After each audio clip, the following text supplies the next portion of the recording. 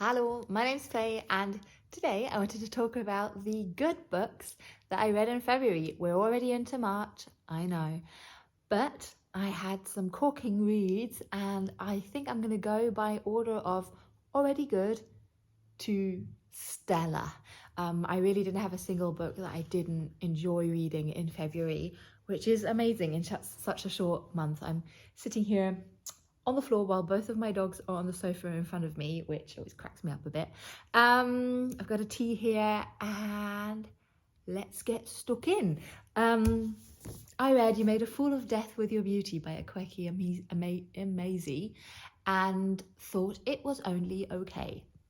This is a romance, if you want to sort it to any kind of trope, a forbidden romance between Faye and the father of the man that she is dating. It gets really messy, and there's kind of the point. This does want to say a lot about the messiness of relationships and how maybe it is okay to sometimes not do things that are the best, kindest, most moralistically valid things ever, because we're just human and we are still okay. And I did like that message.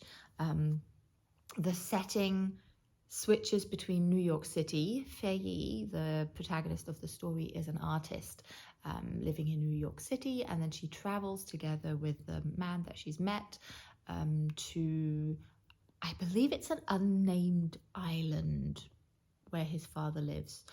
Super lavish vegetation. The sort of packaging of the book kind of also speaks to the beautifulness of the flora and fauna, and I did really like that setting. I thought that was really lush, and that really came to life.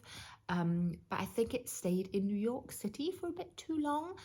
Some people have loved this, and I do think it is doing something fun with the romance genre, because even though it really heavily uses tropes, the characters aren't as sort of cookie cutter perfect. This story deals a lot with grief. If that is something you don't want to have in a sort of fun, lovely romance fluff story, then stay clear of this. Grief is a central theme in this story. I think I ended up giving this 3-ish stars. I thought it was only okay. And then, with an online book club, the afternoonified book club, I read Chouette by Claire Oshetsky. This is the story of a woman who becomes pregnant with an owl baby. She's convinced it's an owl baby. As soon as she's pregnant, she's convinced it will be an owl baby and it will grow up to be an owl creature. And her husband humors her a little, tries to understand her a little, ultimately though thinks she is being a difficult psychotic mess. And the story is difficult to read at times because the main character, Tiny, is an unreliable narrator. And I think the strength of this story and this book is that I started when reading it, sort of almost using this as the screen onto which I projected my own thoughts about pregnancy and emerging parenthood and the approach to disability, and it, in my point of view, can be read as a parable to the challenge of having a atypical, neurologically atypical child. But it can also just be read as a story about a woman who has an owl baby. And I believe the author was also quoted saying, when asked whether this child is whether it's an autistic child, whether it's a child with learning disabilities, with physiological sort of disfigurements, she was quoted, I believe, with saying, she's an owl. It's an owl. It's not a trans child. It's not an autistic child. It's an owl child. Which I thought is cool. And it's sort of like, I don't give any fucks to what people want to project onto this. I'm just telling this story. I thought that was really strong. I really liked the language. But it's also a weird little story. And I think you won't like it if you sort of want like neat, resolved endings, clear-cut lines. You really dislike the dad. Like, that's not a character that you warm up to at all. But yeah, Chouette, Claire Oshetsky writes Chouette, and it's a weird one. It's a weird little book. This, on the like Corpal rating system, I gave a 7.29. Does that help you? I don't know if that helps me. I'm not sure what that translates to. 3.5 stars, maybe something like that. 3.5, 4. Yeah. So we're getting better and better. I then rated I Who Have Never Known Men by Jacqueline Abman with a 7.71 out of 10. So yeah, we're now more like solidly inching in the 4-star region. This is a dystopian novel by a Belgian author. So originally written in French, translated by Ross Schwartz. And in this, we follow our protagonist, who is the 40th woman locked in a sort of big underground cell. And she doesn't remember anything from before they were locked up in this cell. They've been there for years and years. Protagonist, I believe, when the book starts, is sort of a teenager. So she doesn't remember anything from before. All the other women are, I don't know, a solid 10 years older than her, at least. So they all have memories, albeit not for us, the reader, very sort of useful memories of what came before. Yeah, and they've lived in this cell for a number of years. We don't really know. And then something happens, and our protagonist starts to sort of try to figure out what happened to them. And we follow along with her. And in a way, this is quite a quiet, uneventful dystopian novel, which I think is really unusual for this subgenre of sort of science fiction. And it's very, it reminds me a little of maybe The Handmaid's Tale, in having this strong view from the protagonist and not really knowing what's going on, us figuring out what is going on, maybe not figuring out what is going on together with her. So I thought that was really interesting.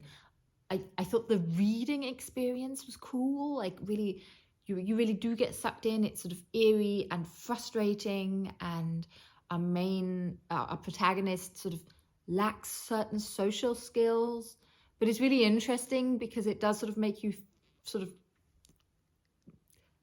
it made me ponder, well, like, does she lack social skills that she should have, or is that totally sort of appropriate considering how she grew up and she just doesn't need certain social skills? For example, the women aren't allowed to touch. There are sort of like prison wards, basically, that oversee them. And when they touch, they get punished, like whipped. So they don't touch. And all the other women dislike that, or find that difficult to deal with. And our main character doesn't. because she's never known it any other way. So like those sort of like interpersonal, sort of more sort of like psychological aspects of this book I thought were really cool. I did expect a little bit more. I've like seen this sort of kicking around quite a bit in the last sort of few weeks and months on YouTube, and I had like expected a little bit more, to be honest, but liked it. I thought this was a strong book. It's not super long. I think it's a great cover as well. Yeah, so 7.71. Maybe like a 4-star rating, probably. Then, moving up, I have got to check how I actually ended up rating this one. 8.43. Core power rating, still warming up to it. You can check out the video I tried to make figuring out this rating system and figuring out whether it's something for me. I'm still doing it. I read Das Ereignis. This is the German translation of Annie Ernaux's short sort of autobiographical book.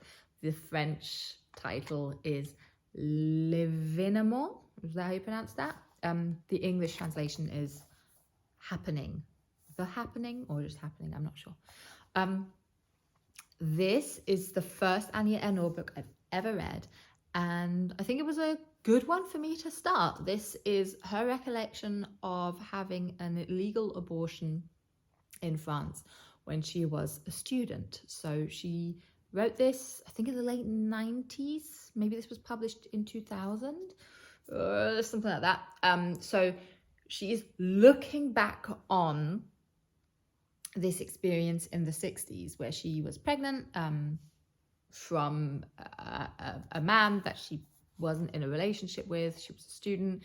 She comes from a working class background and knows that if she were to have this child, this would immediately halt her academic progress and also really her sort of trying to climb the socioeconomic ladder. Like ads in the background, nice. So she decides to have an abortion. Problem is, that's illegal in France. So we follow this young woman in this horrible ordeal, trying to figure out how to have an abortion.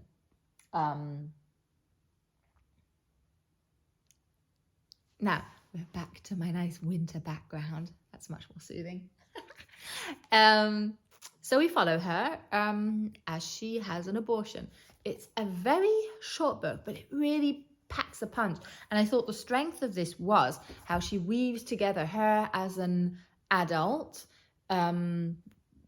older adult in France, knowing the situation of abortions now being legalized, and reflecting on how the only regret that she has when she thinks back of that time when she was in her 20s and she had an abortion was that she didn't do something with this experience, that she didn't educate or help or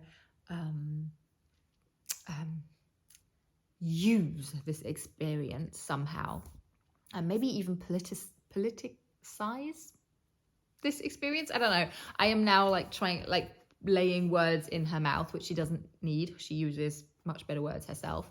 But yeah, I thought that was really, really strong. Obviously, if you don't want to read about abortions, then don't read this. This is what it's about, nothing else. Nothing else. Well, it is also really interesting to get this personal recount of the unfairness of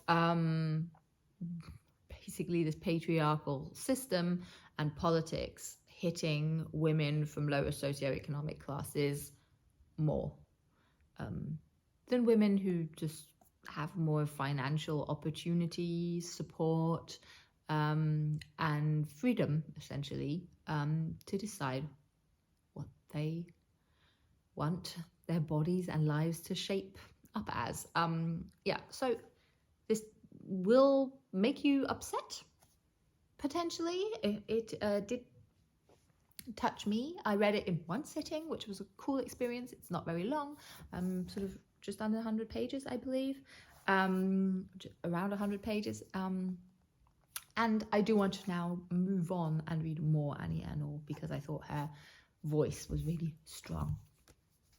And then at a core pile rating of a 9 out of 10, which maybe that's my highest rating this year so far. And She Would Be King was one of the group reads over at Jessie's channel, formerly Bow Ties and Books, who run the Blackathon readathon in February, and this was one of the group reads. I keep on repeating myself. What's this about? She Would Be King is about Bessa, our main character, who goes on to meet two men who also become central to the story. I've forgotten their names, Norman and June Day, maybe. And this is such a swooping historical fiction, mixing fantasy elements. The people that Bessa comes from, the Lay tribe, I believe, if I remember correctly, label her a witch. She's born with this red hair on the day where like a cursed event happens in her village. So she's a witch and ostracized for that. And Where Moore combines these sort of fantasy elements together with the formation of Liberia and politics in Monrovia, of freed men and women, former slaves from America. It's just so many things put into one book, and I gladly would have read 100 pages more, but it didn't need 100 pages more. It was very much a solid, satisfying story in itself. I loved the characters. I think Bessa is one of the most charismatic and gentle characters that I've read about for a long time. She's this really lovely mixture of introverted and under-socialized because of her experience of none of the children wanting to play with the witch, but also desperately wants to fit in, but also finds her own voice and knows who she is and comes back to that in the end. The characters of June Day and Norman, I don't want to mix this up. I think one is born to an American sort of doing like dodgy sociological research on slaves. Is that it? Then